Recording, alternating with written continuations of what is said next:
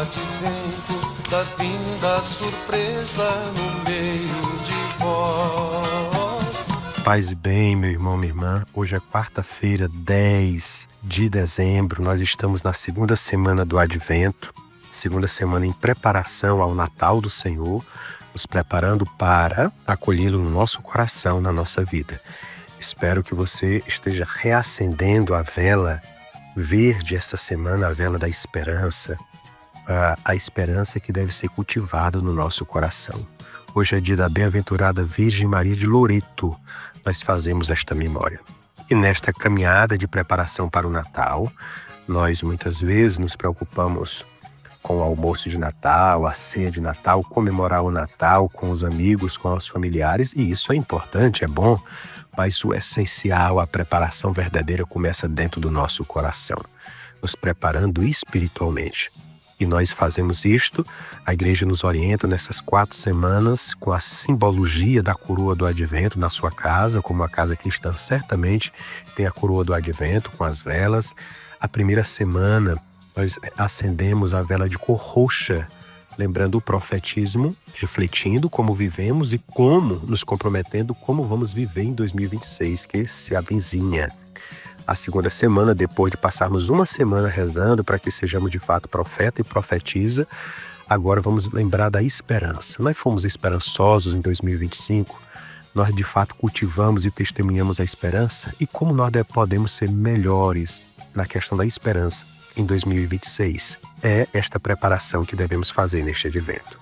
E o evangelho que eu quero ouvir e partilhar com você hoje é de São Mateus, capítulo 11, os versículos do 28 ao 30, que diz: Naquele tempo, Jesus tomou a palavra e disse: Vinde a mim, vós todos que estáis cansados e fadigados, sobre o peso dos vossos fardos, e eu vos darei descanso. Tomai sobre vós o meu jugo e aprendei de mim, porque sou manso e humilde de coração. E vós encontrarei descanso, pois o meu jugo é suave e meu fardo é leve. Palavra da salvação, glória a vós, Senhor. Jesus louva a Deus porque nele todos podem conhecer o Pai.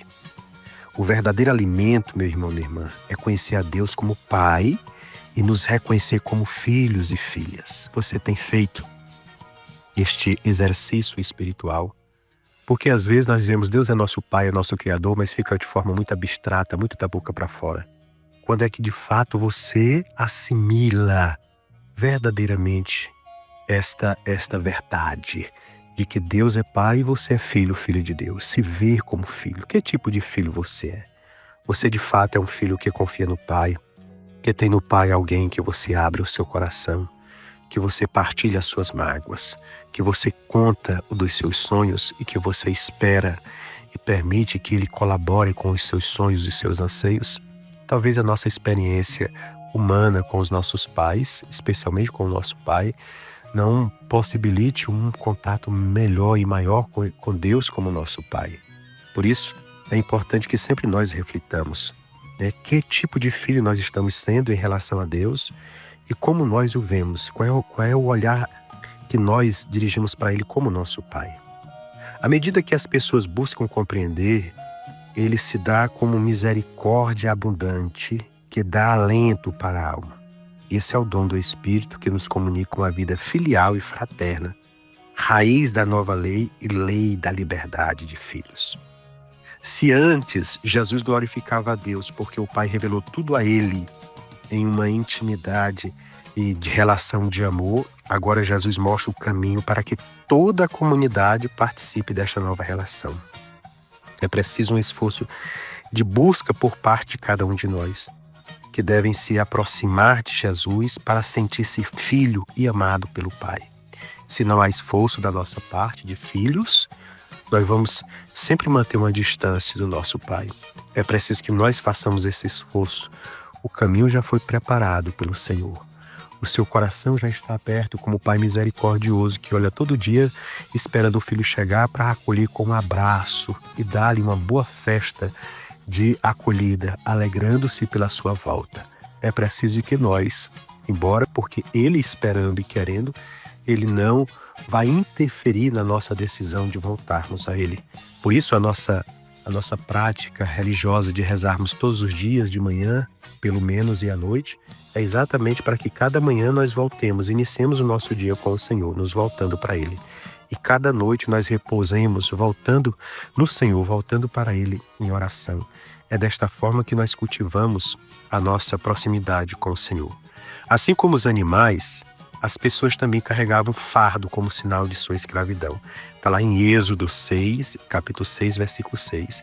E em Isaías 10, 27. Talvez hoje, você que não tem o hábito ou não tenha tido a cultura interiorana, não sabe como os animais tinham os seus fardos, as cangaias que eram colocadas com peso do lado e do outro para ir carregando, né? De fato, a lei que havia sido proposta como caminho de vida para proteger a vida em comum e orientar os homens a viverem junto a Deus, havia sido transformada por alguns grupos desde a época do pós-exílio em um legalismo infértil sem caridade. Muitas vezes, a lei de Deus era usada para legitimar o poder de um grupo sobre a maioria dos pobres da população, que não tinham condições de se adequar a todas as exigências legais.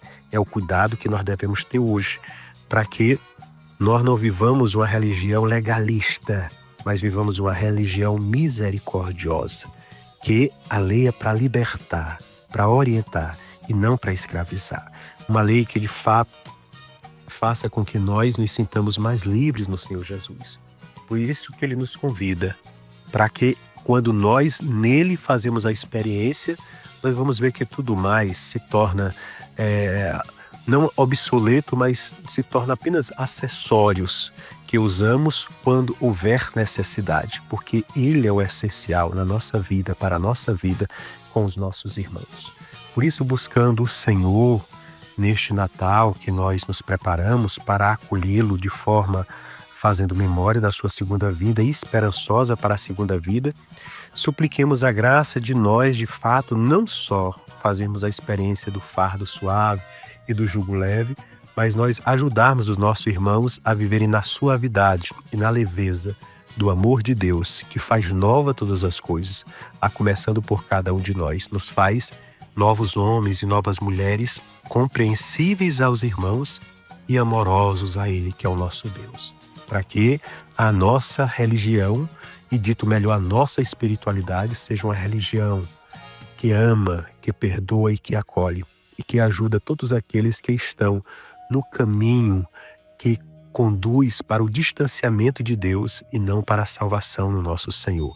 E que esta suavidade e leveza seja fruto da nossa comunhão com o Senhor, comunhão que é possibilitada e motivada por aquela que é a mãe dele, nosso Senhor Jesus Cristo, mas também nossa mãe, e que como mãe nos ajuda a compreendermos os valores e os ensinamentos do nosso Pai, e assim nos aproxima de forma maternal a cada um de nós que somos filhos daquele que é o nosso Deus Criador, mas também o nosso Pai.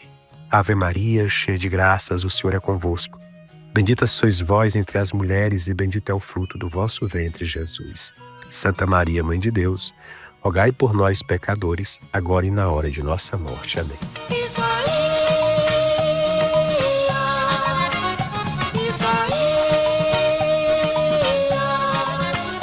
Anuncia o Messias e consola o povo meu.